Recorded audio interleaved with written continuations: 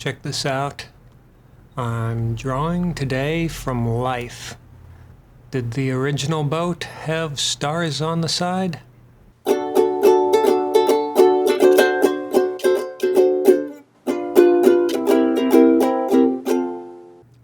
And welcome to Sketchbook Legends. I'm your artist, Paul Hostetler. Today we're drawing the Brig Swift. Let me just take that off the pedestal there, show you a little bit of what the deck looks like, a little bit of the rigging. You can see an anchor just dangling off the side there. Not sure exactly how to fit that onto the side of the boat. This here, the Brig Swift, in all of its tilting glory, this is the first model ship that I ever made. It was a gift from my wife at my request. You may have noticed it has a plastic hull. I think for anyone's first model ship, they ought to go with a plastic hull. That way they don't have to worry about trying to do all the planking and the woodwork. You can just sort of slot the deck into place on the plastic and paint it as you see fit. The original paint for this piece, the Swift, was abysmal. It was sort of a tan brown thing. I don't think even the original boat was anything close to those colors. So I took it upon myself to paint it up. Laid down a base coat of primer and did some metallic blue and some metallic silver on top of that, which I had left over from model robot, a couple of model robots that I had previously built. But by that point I was over model robots. Not a huge fan of all the plastic that you have to throw away when you make a model robot. They all come with their robot pieces attached to these big plastic frames, and you cut each piece of the robot out, but then you have just so much more waste plastic than you end up using in the actual robot. It seemed kind of wasteful to me. So I was like, next model I'm making, model ship. And even though the hull is made of plastic, there's no plastic waste. Any waste there is just sawdust. You can see originally how I posed that ship, and I'm drawing from life here, trying to draw the ship the way that I see it, which I feel like is the only way to draw ships. If you're trying to draw a ship from memory, if you're trying to draw a ship from reference, and the reference photo is anything other than the exact pose or angle that you're drawing the ship from, you're gonna have a bad time, because there are so many of these curved aquiline lines, spars, masts, rigging, that it's almost impossible to make it one-to-one. Now I am taking a little bit of liberty, you may notice, by filling the sails with wind. The sails on my model are drooping forlornly, being only made out of plain cotton canvas. They're sort of flat and sagging. I can see it from where I'm sitting now. But I know that there's a way. Some shipbuilders have a way of filling out the sails so they hold their shape as if they're being caught by the wind. Other model ship makers just leave off the sails entirely because they are big sheets of just white, that aren't necessarily as impressive to look at as all of the detail of the rigging and the route lines and the stays and stuff. I put sails on mine because the kit came with sails. And once I did a little bit of research into the ship, into what it actually was in real life, I realized that the rigging included with the kit was also not nearly close enough to real life for it to be impressive. Ergo the sails. They fill it out a little, and they also provide handy-dandy reference material for just these kinds of occasions. If you heard me say that the Swift was a real ship, that's correct. I'll tell you about that in a little bit. But I also should point out that the original Swift did not have the little stars painted on the side, and it wasn't blue. That's me just having fun. So don't you go hunting down the Smithsonian's model of the Swift and leaving post-it notes and angry emails saying, "Oi, I saw on the YouTube that the Swift had little silver stars and was painted blue on the side. Why isn't yours painted blue and have the silver stars?" Because that's artistic license on my part. And also, you shouldn't send angry emails to the Smithsonian about really anything. They know so much more than you do. All right, I'm using my Croquill pen, and some black ink here. I've got Dr. P.H. Martin's matte style India ink, which is my preferred, bottled ink for brushes and pens. My first instinct, as always, was, of course, to draw this in the using my Kuretake brush pen. But I thought to myself, no, I'd like to do this piece in the way that a maritime drawing might have been done at the time that this ship was sailing. And that either means like a lithograph, which I could do. I've got the China marker. That's a reasonable enough approximation of a lithograph crayon. Or I could do a Croquill pen, which is a reasonable enough approximation of the 18th century engraving style. And I went with that just because, look at all this rain. And also I'll say I went with the pen because I was inspired a little bit by cartoonist Tony Millionaire. You can look him up.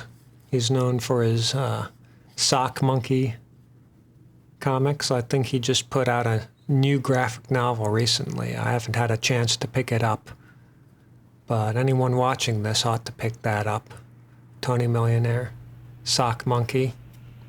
Sock Monkey adventures take place either at sea on actual sailing ships or in stately homes in which he interacts with model ships.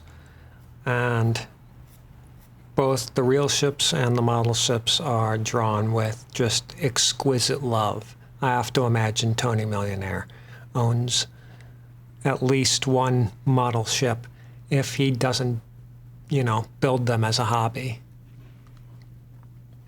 But Tony Millionaire also uses a quill pen to draw his comics. So as an ode and an homage to Mr. Millionaire and his Sock Monkey's nautical adventures, I'm doing my ship in Croquill too, even though we don't draw anything alike. Now, one of the things with model ships is that you cannot hope, even with the most detailed model ships, to capture the amount of detail that goes into how actual ships are built, especially historical models. See all the corners of these sails. Each corner where the rigging is lashed on would have been braided. Just an immense, like, mass of knots and weaving and rope tied all across around the little hole where the ropes would go through the grommets, in patterns that are so complex and incomprehensible that, you know, you see one of these and you truly understand how much of a profession, how much of a trade old-timey sailors were in, and why they needed to rate them as like ordinary and able. An able seaman was, you know, a true professional.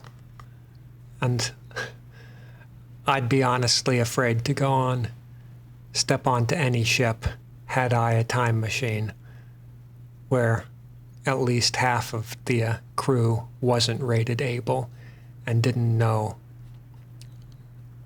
how these things were supposed to be put together. Because, you know, I'm on my second model ship right now. It's not even a ship, it's a boat. And I still have absolutely no idea what the various parts are called. Oh, sure, there's the mast and the hull, the keel. The keel is the, you know, the line that runs from the bottom of the boat to the very tip. And the hull is the outside of the boat that keeps the water out.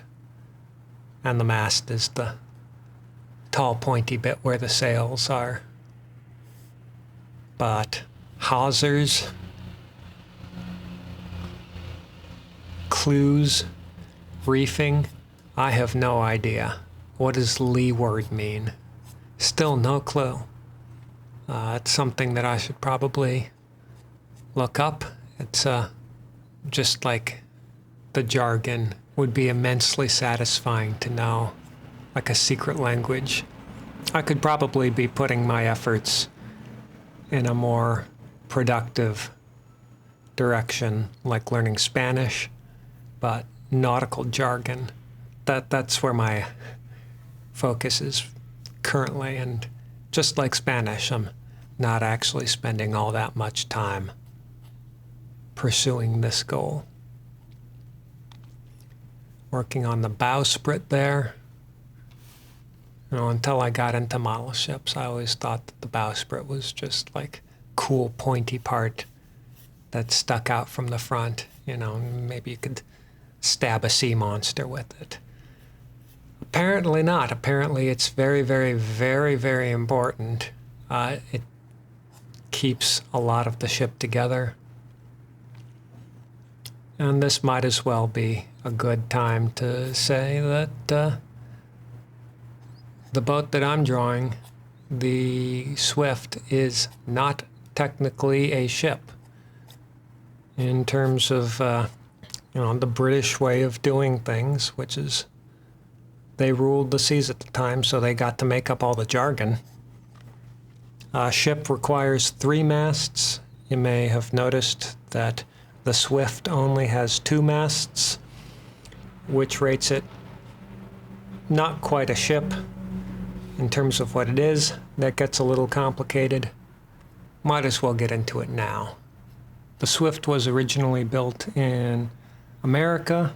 I believe it was a Baltimore schooner, and this was back in 1778 during the Revolutionary War.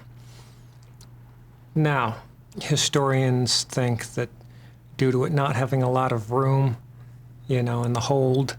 It was probably a mail ship,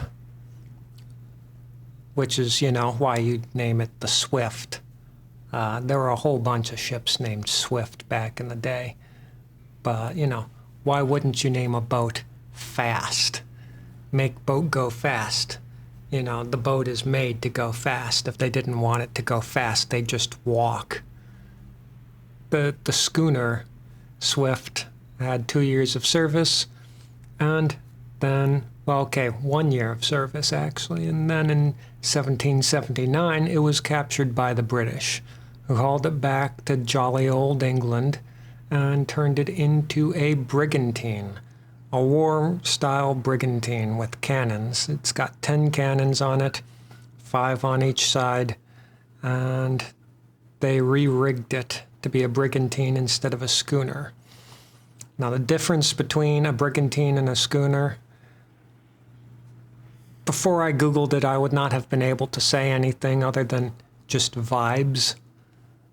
But apparently, a schooner is a 2-masted ship, boat, ship, who cares, where most of the sails are set fore and aft. So you have sails that, the sails don't go perpendicular to the direction the ship is moving. There's no square sails. Or if there is, they're very small and up top. A brigantine is square-rigged with square sails on the foremast and has at least 2 sails on the mainmast, the mainmast, at least one of which is also square-rigged. Now, I've only drawn the foremast so far, but you can see that's fully square-rigged. If you see those triangles, the lines coming off of the that second sail, the top of the second sail, that spar, that's where the fore and aft sails, the flying jibs would have gone.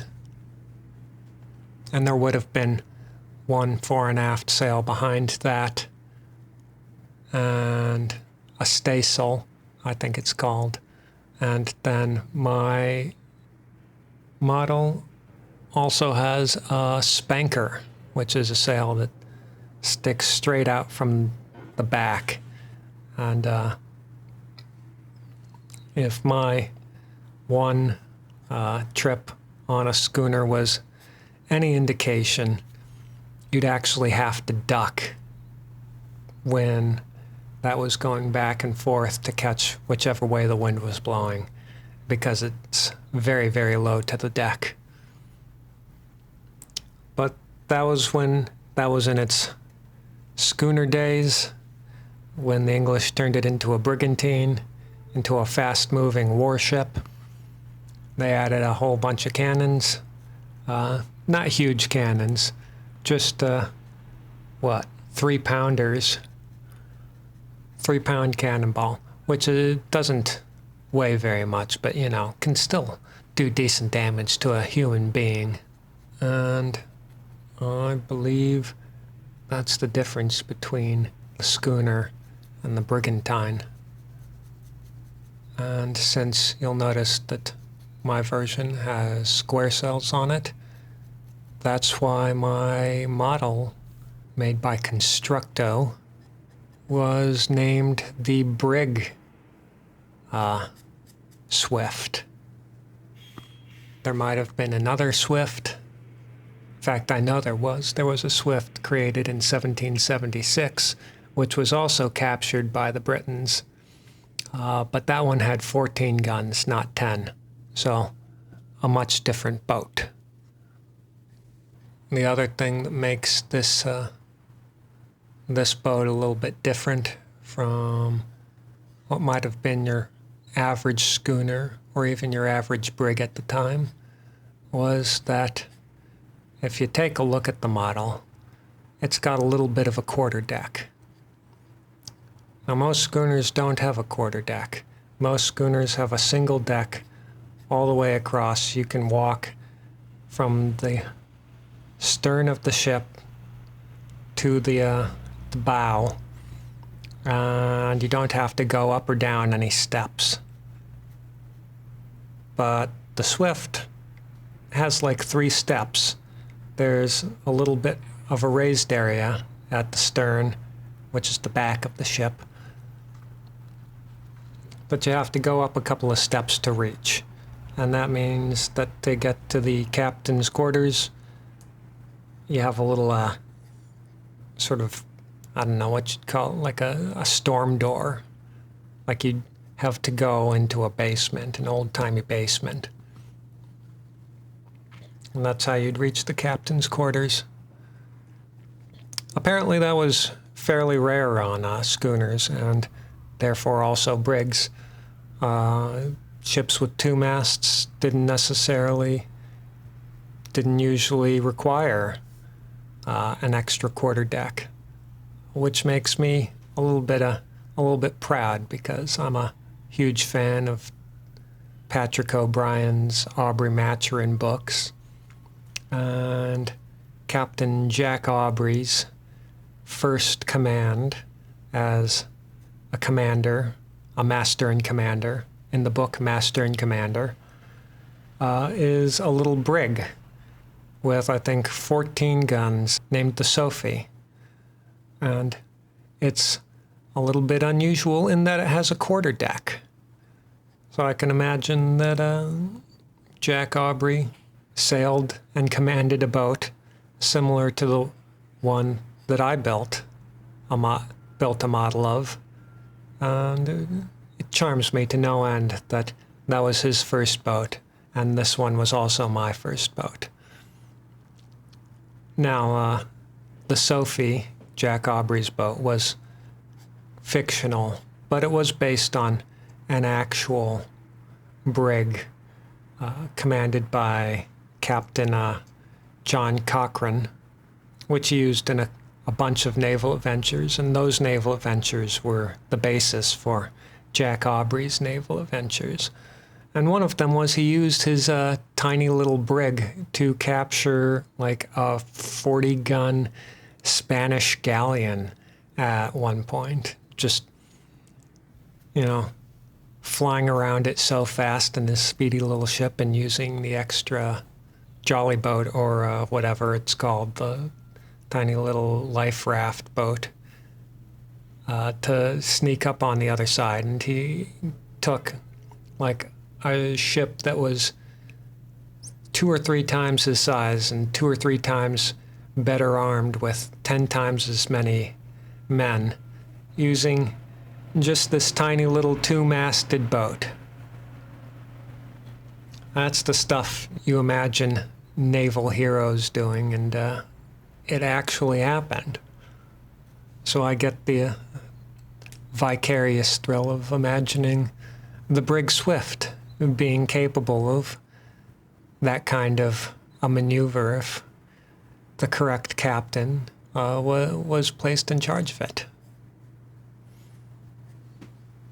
And, in my fantasy, the correct captain is me, and I do everything perfectly and take the Spanish galleon, and it's filled with gold, and I steal all of the gold and go off and live in a villa in Puerto Rico somewhere. Brigs and schooners, 2-masted ships, I happen to know, were the preferred ships of the actual pirates of the Caribbean. They didn't go for big ships because you needed a lot of people to run a big ship, and you don't necessarily want a whole bunch of criminals, which is what pirates actually were. You don't really want a whole bunch of them in one place at one time for months on end. Especially since the larger the ship, the more often it has to come into port to gather supplies, and that gives the authorities more opportunities to actually arrest everybody. So they'd go for small, fast ships like this to sort of sneak up on the larger merchant vessels and stuff and attack them and board them and steal all their stuff and either send them on their way, which I imagine was preferred, or murder and kill everybody. Or if they could, I think they would sometimes just take the entire ship captive. And now, hey, the pirates had 2 ships. Given that these were built in America, or, the Confederated States, soon to be called the United States of America, I don't think the Swift would have been used as a pirate ship, just because the golden age of piracy, Blackbeard and all of that, happened a few decades before the Revolutionary War. At some point, it just got too unprofitable to attempt to make one's living as a pirate, as opposed to something like a smuggler or just a plain old merchantman. It occurs to me, I've been saying drawing from life to describe what I'm doing here, since I've got an actual model ship in front of me. But that's not really what I'm doing, because I've got a whole bunch of extra weather and settings that aren't in front of me. I'm making those up whole cloth. So the more accurate term, I suppose, would be drawing from reference. This is my model boat here is reference, and it's excellent reference for drawing an actual boat. It's got everything I would need if I was going to draw this specific boat, and really quite a lot of boats. You can fudge some of the details. Doesn't matter too much. Reference can be a real life reference can be extremely useful. And whenever you see extremely highly detailed drawings done by hand, chances are the person was using real life reference. You can see him drawing in some rain there, a torrential rain, a nice big fat Atlantic storm. At first I was worried that, this being a small boat, would it ever have faced, the big Atlantic with these giant swells like I'm drawing? I didn't think so at first. It probably would have hugged the coast. But then I learned that the British took it and had it refitted, which means that it crossed the ocean at least once in order to be refitted. So that means that there is a possibility that it was in some sort of raging typhoon at least once, with driving rain and massive 40-foot swells. And in a little boat like this, if you could coast down those swells, I imagine it would almost be like surfing. You can see that triangle behind the lower square sail. That's the spanker. They've got it tilted because to one side in order to catch the wind blowing from one direction or the other. I will say that it's kind of inaccurate for all of these sails to be set during a torrential downpour. When you have winds like this, according to the nautical fiction that I've read, you'd want a little bit less canvas spread, just so, just because too much wind in the sails can actually produce so much force that it'll knock over the entire mast. You don't need a lot of force to make a ship go forward. It's already floating in water. And a good captain will know how to balance speed with the stresses that his ship can handle.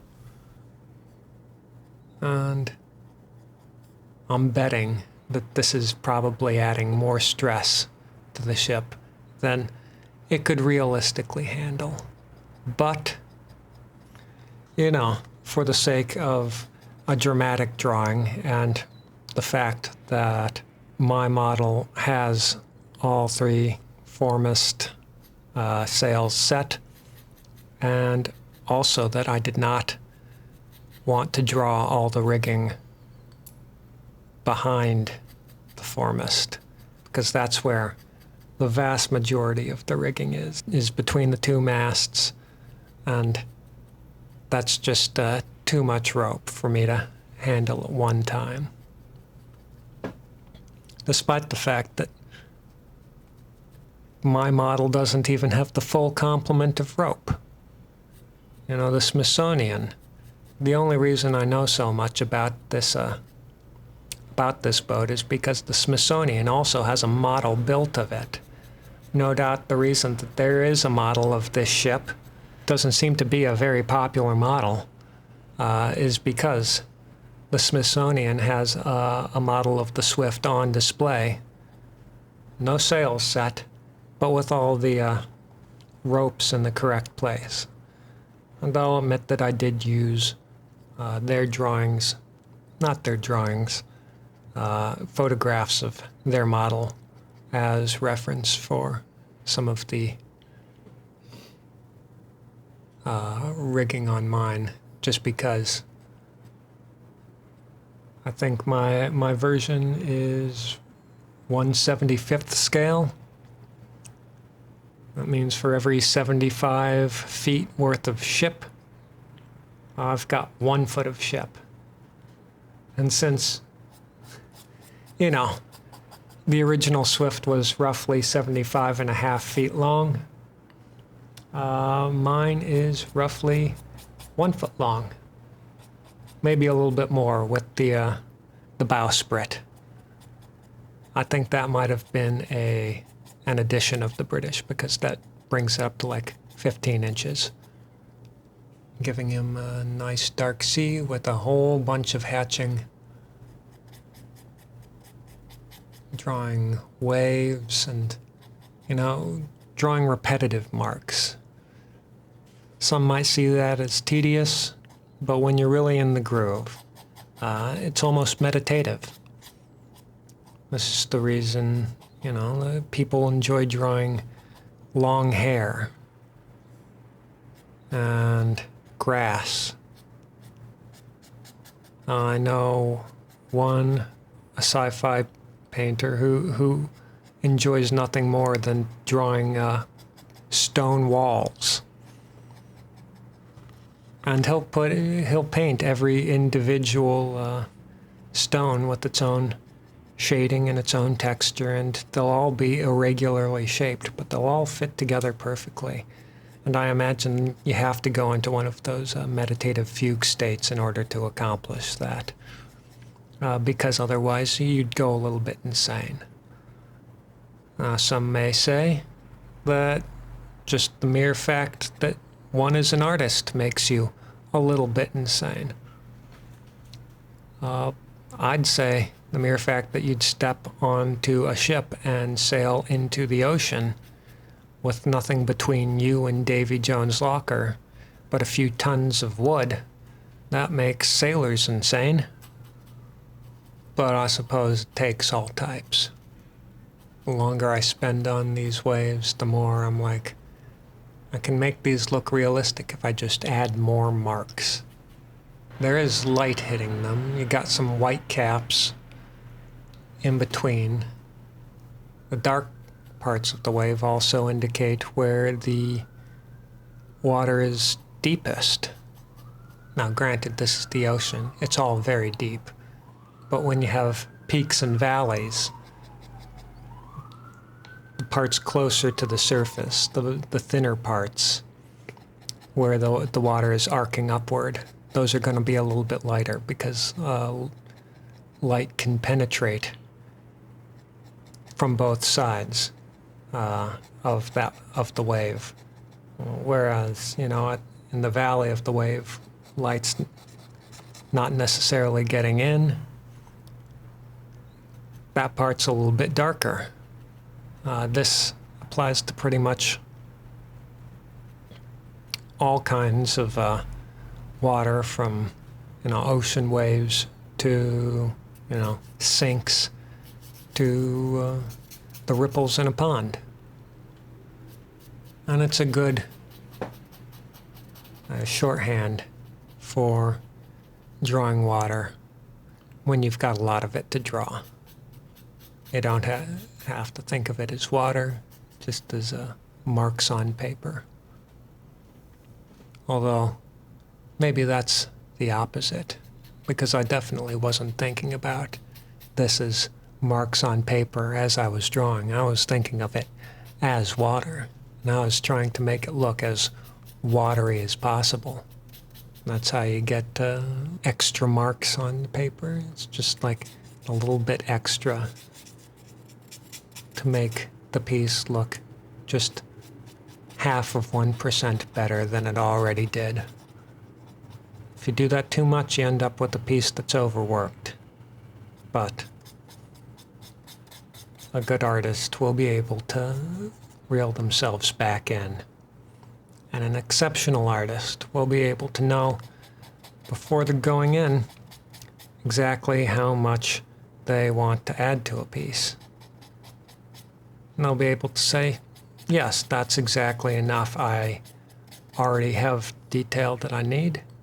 I'm done. And they'll be able to know that before they've even started. The best paintings, you could say, are finished before they're even started. Now you'd think if there was ever a time to, you know, speed through a part of the drawing process, it would be this sort of period where I'm just doing a whole bunch of parallel lines, but that goes against the ethos of this channel, which is that I am going to show you all of the drawing, everything that goes into drawing in real time. When you fast motion footage, you get a warped view of the effort that's required in the process of creation. And I think that does a disservice to people who, you know, may not be very confident in art, to see people whipping up drawings in like 15 seconds, whipping up paintings. That's not real life.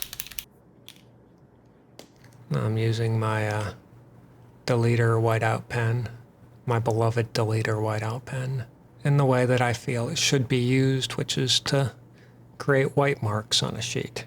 Not necessarily to fix mistakes, but to make white marks. I've got the swift sailing through driving rain. Rain is a physical material. If there's rain between the viewer and the ship, there should be an amount of rain obscuring the ship, so, you know, what better way to do some obscuring than with a whiteout pen? Literally obscures the marks that I used to make the ship. Now, one thing I'll say, one regret I have, a minor regret, is that I didn't really have the chance, or I made the deliberate decision not to do this in watercolor. But, you know, looking back on it now that it's almost finished, a good watercolor wash would really have made this pop. You know, just give it a nice soppy, wet texture to emphasize the ocean and the pounding rain. And that's the Brig Swift in a big nor'easter. If you like this channel, please click the like button, please click the subscribe button. And if you have any ideas for future videos, things you'd like to see me draw, leave a comment below. If you'd like to see these videos early, you can go to my Patreon where they're posted as soon as they are finished being made. I've also got a TeePublic and a Ko-Fi store if you'd like to drop a few dollars on good old Paul Hosteller. That's all I have for you today. So, until next time, stay sketching, stay legendary, and have a nice day.